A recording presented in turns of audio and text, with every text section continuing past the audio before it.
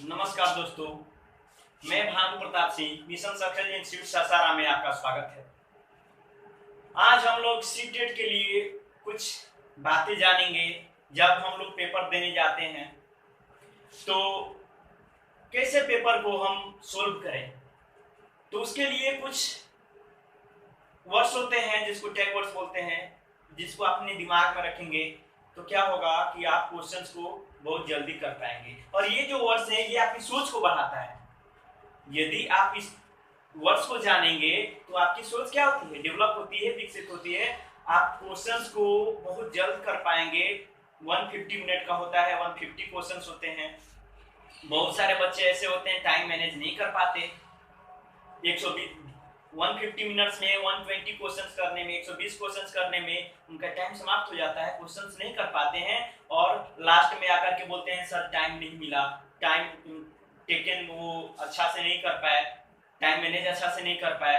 तो इसके लिए यदि कुछ मेरे हिसाब से ऐसे वर्ड्स हैं जो आप जानेंगे तो आपकी सोच भी डेवलप होगी और आप क्वेश्चंस को 150 मिनट का है तो आप 120 मिनट से आधा घंटा पहले ही आप करके बैठ जाएंगे।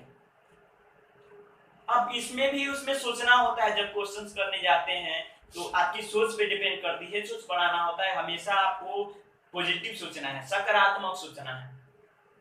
और यही सब वर्ड्स हैं जो सकारात्मक वर्ड्स हैं जो आप जानेंगे। जिस ऑप्शन में ये सब वर्ड्स होगा सकारात्मक, वो आप सही करके आएंगे। क्वेश्चंस करने में बहुत मदद करेगा।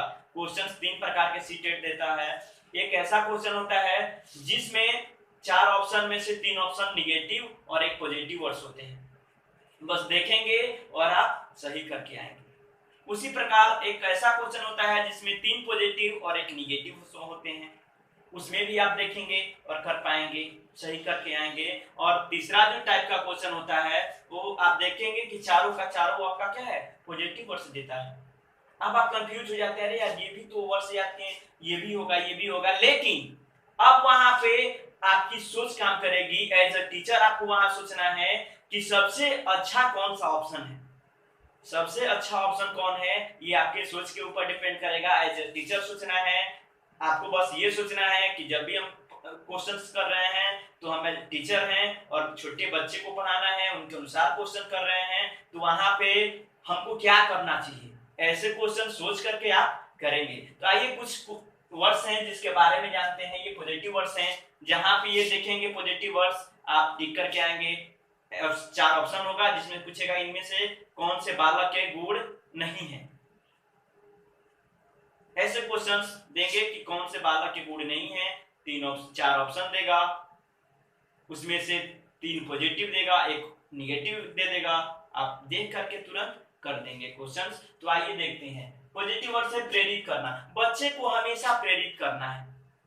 बच्चे को सीखने के लिए क्या करना है, हमेशा प्रेरित करना है। जिस ऑप्शन में देखेंगे कि प्रेरित करने की बात कर रहा है वो ऑप्शन सही होगा। ऐसे 4 ऑप्शन देंगे, 3 ऑप्शन एकदम निगेटिव देगा, एक में देगा अस्वीकार करना, कुछ भी दे सकता है, तुलना करना है, बच्चे को याद करना है, रटना है, और एक में देगा बच्चे को सीखने के लिए प्रेरित करना है। जी हाँ, 3 ऑप्शन निगेटिव हो गया, रटना नहीं है, याद नहीं करना है, कंठस्थ नहीं करना है, क्या करना है, बच्चे को सीखने के लिए प्रेरित करना है। टिक लगा के आ जाएंगे। सोचना है नहीं, देखेंगे सही मार्क के आ जाएंगे, टाइम का बचत होगा, आप सेव कर पाएंगे टाइम। वही है दूसरा सक्रिय। बच्चे को हमेशा सक्रिय रखना है। जब भी आप कक्षा में जाएं हमेशा बच्चे को क्रियाशील रखना है, सक्रिय रखना है। बच्चे ज्यादा सीखते हैं। सम्मान, आगे है सम्मान। बच्चे को हमेशा सम्मान देना है, उनकी भाषा को सम्मान देना है, बच्चे को सम्मान देना है। यदि बच्चे को सम्मान देंगे तो ज्यादा से ज्यादा सीख पाएंगे। ये सब पॉजिटिव वर्ड्स हैं। बढ़ावा देना, महत्व देना, बच्चे को बढ़ावा देना होता है। किसी भी चीज कार्य को कर रहे हैं बच्चे तो उनको बढ़ावा देना है, प्रोत्साहित करना है, उनको महत्व देना है, प्रयास करने के लिए उनको करना है, फोर्स करना, ऐसे प्रयास करने के लिए प्रेरित करना है, उनको मोटिवेट करना है बच्चे को कि जितना से ज्यादा प्रयास करके सीख पाए। उसके बाद अवसर की बात कर रहा है, बच्चे को अवसर देना है। यदि बच्चे को आप अवसर देंगे करने के लिए कोई भी काम तो बच्चे क्या करेंगे, ज्यादा सीख पाएंगे, उस कार्य को करेंगे खुद से अवसर मिलने पे और वो उस कार्य को सीख पाएंगे, बेहतर ढंग से कर पाएंगे। उसके बाद है प्रोत्साहन देना, बच्चे को हमेशा प्रोत्साहित करना, मोटिवेट करते रहना है। यदि बच्चे को मोटिवेट करते हैं तो बच्चा क्या होगा, अंदर से प्रेरित होगा और उस काम को कर पाएगा। उसके बाद है परियोजना कार्य, हमेशा एक योजना बना करके परियोजना कार्य के अनुसार ही बच्चे को शिक्षा देना है। उसके बाद क्रियाशील बताया है कि हमेशा बच्चे को क्रियाशील रखना है। यदि आप क्लास में जाते हो, पढ़ाते हो, तो हमेशा ऐसी एक्टिविटी करें। यदि पढ़ा रहे हैं, बीच बीच में बच्चे को खड़ा करा के प्रश्न पूछिए, ताकि बच्चा का ध्यान आप पे है कि नहीं है। यदि यदि किसी क्लास आपके स्कूल में, विद्यालय में कोई प्रोग्राम हो रहा है, बच्चे को उसमें भागीदारी करने के लिए बोलना है आपको, हमेशा क्रियाशील रखना है। यदि आप कोई काम में उलझे हो, टीचर हैं, क्लास में बैठ के काम कोई कर रहे हो, तो बच्चे को क्रियाशील रखने के लिए या तो पढ़ने के लिए कुछ दे देना है, लिखने के लिए देना है। यदि हमेशा बच्चा क्रियाशील रहेगा तो कुछ ना कुछ हमेशा सीखेगा। ये जो वर्ड्स हैं ये क्या है, पॉजिटिव वर्ड्स हैं। उसके बाद दृश्य श्रव्य सामग्री, पॉजिटिव वर्ड्स है, बच्चे दृश्य श्रव्य सामग्री के, दृश्य श्रव्य सामग्री से बच्चे ज्यादा से ज्यादा सीख पाते हैं। दृश्य श्रव्य सामग्री का मतलब होता है ऐसा सामग्री जो अध्ययन करने में बच्चे उसको देख भी सकते हैं और सुन भी सकते हैं। जैसे आपका टीवी है, टीवी बच्चे देखते हैं, लैपटॉप से बच्चे पढ़ते हैं, तो क्या करते हैं, देखते भी हैं और सुनते भी हैं। तो ये सब दृश्य श्रव्य सामग्री है।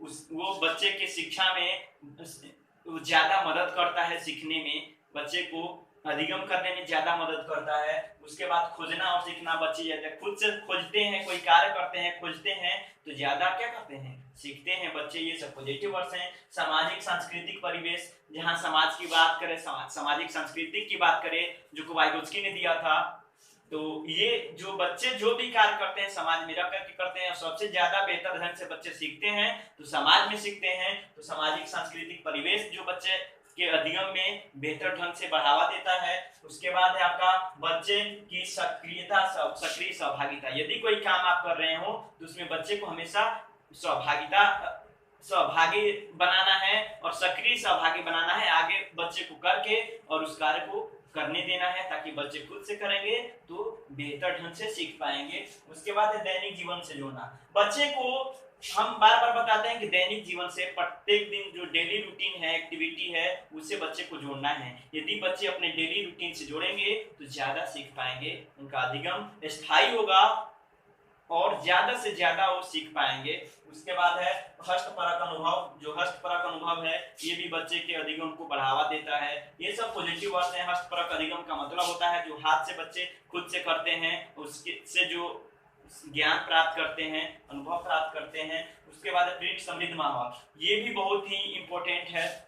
और पॉजिटिव, सबसे पॉजिटिव वर्ड्स ये है, बच्चे को जब भी आप सिखाएंगे, सीखने के लिए जो भी कार्य देंगे तो ऐसा आपको माहौल देना है, प्रिंट समृद्ध माहौल, अच्छा माहौल देंगे तो बच्चे ज्यादा से ज्यादा सीख पाएंगे, उस माहौल में ढल पाएंगे। यदि खराब माहौल देंगे आप तो बच्चे वैसे ही खराब माहौल में ढल के अच्छी चीज नहीं सीख पाएंगे। इसलिए बच्चे को ज्यादा अच्छा चीज सिखाना है तो उनके अनुसार एक अच्छा माहौल, समृद्ध माहौल देना पड़ेगा।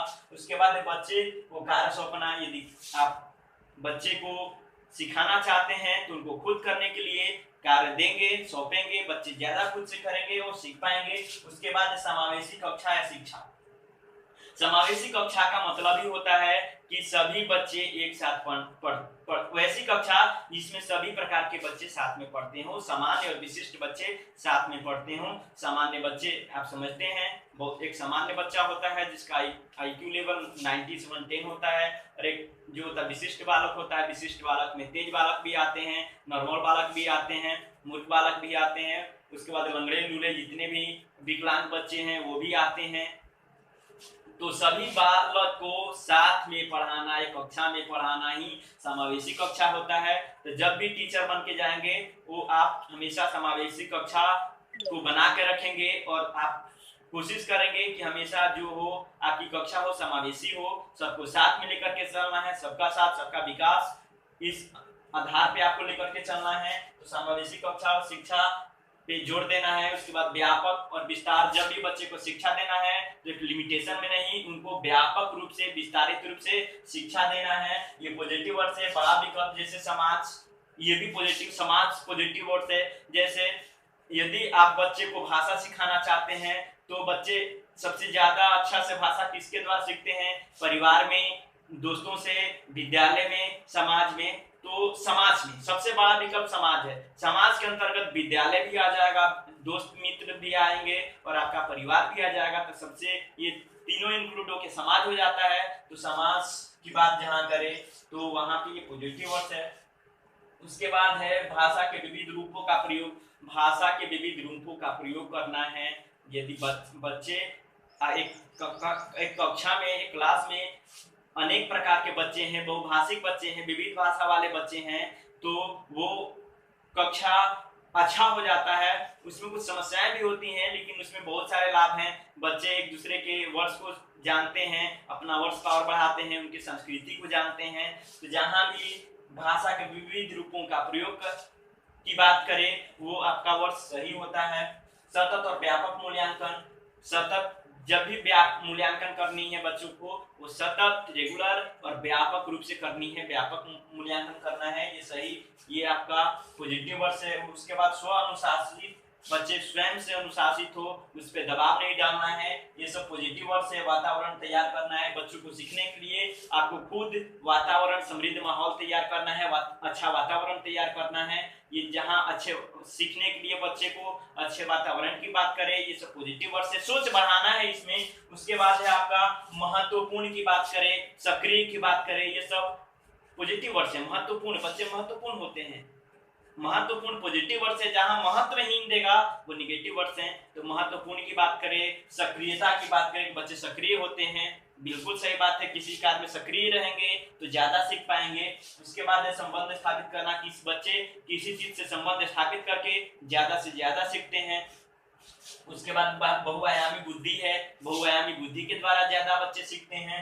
ये सब पॉजिटिव वर्ड है। बाल साहित्य का प्रयोग, जहां भी बाल साहित्य का प्रयोग की बात करें वहां पे पॉजिटिव वर्ड से। बच्चे जब अधिगम करते हैं तो उनके अधिगम में सबसे ज्यादा अच्छा रोल माना जाता है बाल साहित्य के द्वारा। बच्चे बाल साहित्य के द्वारा ज्यादा से ज्यादा सीखते हैं, ये भी पॉजिटिव वर्ड है। विविध रूप की बात करें, मूल्यांकन की बात करें और मूल्यांकन में पोर्टफोलियो की बात करें, ये बिल्कुल सही है, पॉजिटिव वर्ड है। मूल्यांकन हो बच्चे की तो पोर्टफोलियो विधि के द्वारा हो।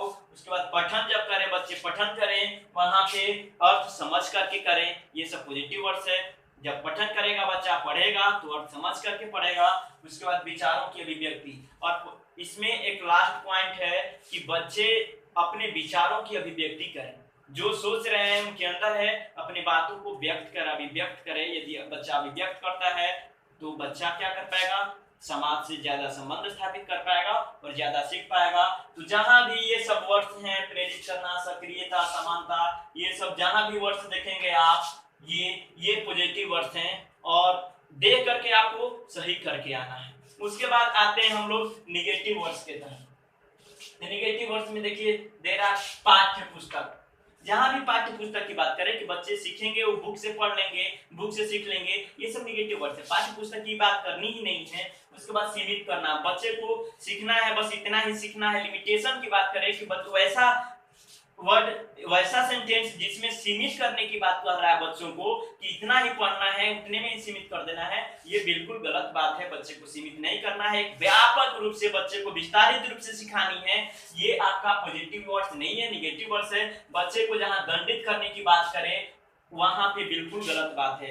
कभी भी बच्चे कितना भी गलती करें उनको दंडित नहीं करना है, उनको मारना नहीं है, पीटना नहीं है, फटकारना नहीं है, डांटना नहीं है, ये सब क्या है? गलत बात है।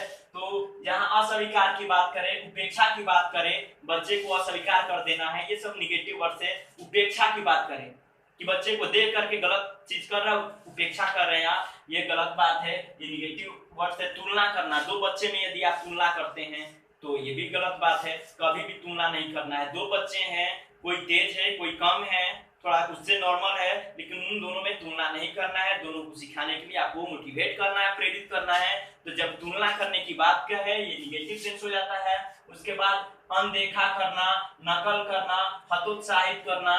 नकल करने की बात करें कि बच्चे सीखेंगे, नकल करके सीख लेते हैं, बच्चों को हतोत्साहित किया जा रहा है, ऐसे सब वर्ड जो है निगेटिव वर्ड्स है। रोकना, लापरवाह, रोकना, जब बच्चे सीखते हैं तो उनको रोकना नहीं है।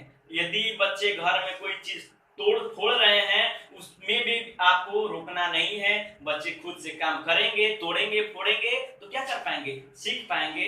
तो बिल्कुल ये निगेटिव वर्ड से रुकने की बात का है। उसके बाद जहां लापरवाह के बच्चे लापरवाह होते हैं, लापरवाही करते हैं, ये सब निगेटिव वर्ड है।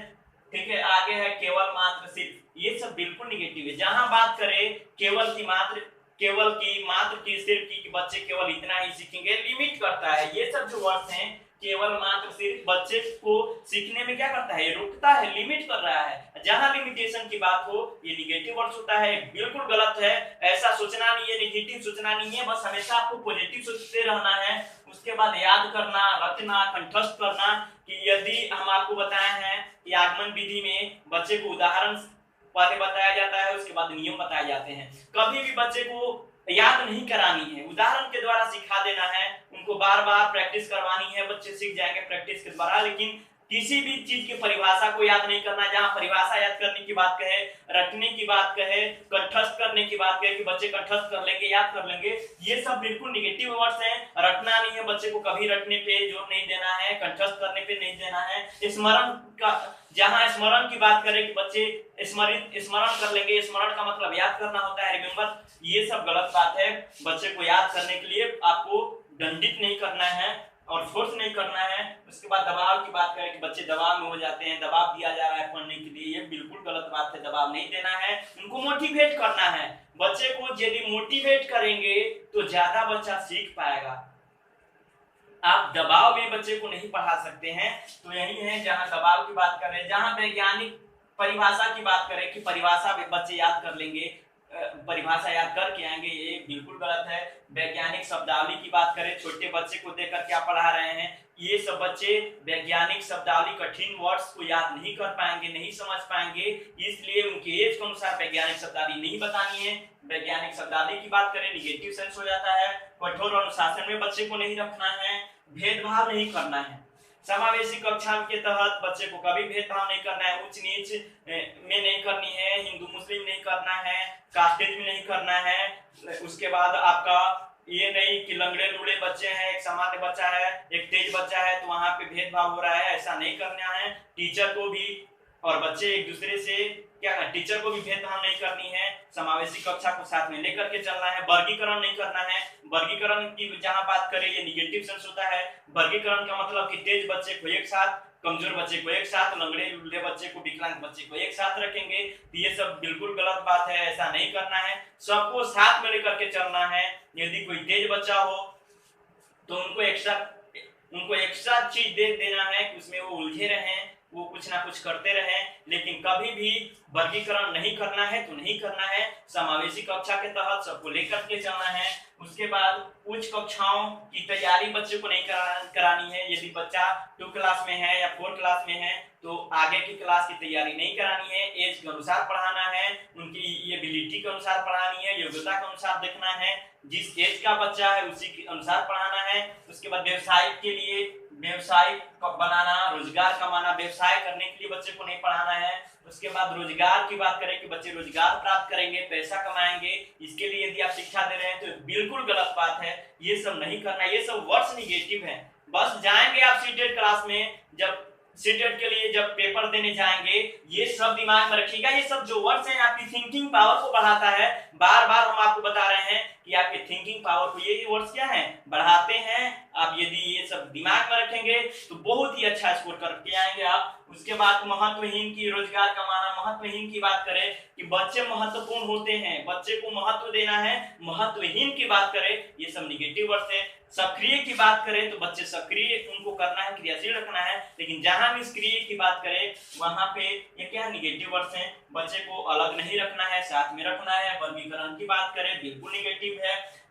खाली स्लेट की बात करें कि बच्चे खाली स्लेट के रूप में होते हैं। जब स्कूल विद्यालय में आते हैं उससे पहले बच्चे कुछ नहीं जानते, खाली स्लेट के रूप में होते हैं, बिल्कुल गलत बात है। यदि बच्चे स्कूल आते हैं उससे पहले अपने बातों को रखते हैं, अपनी भाषा के बारे में, मातृभाषा के बारे में जानते हैं, तो खाली स्लेट नहीं होते। ये गलत ऑप्शन है, ये हो जाएगा निगेटिव सेंस में। उसके बाद कठोरता से पालन, किसी चीज को बच्चों को कभी भी कठोरता से पालन नहीं करवानी है, ये निगेटिव सेंस हो जाता है।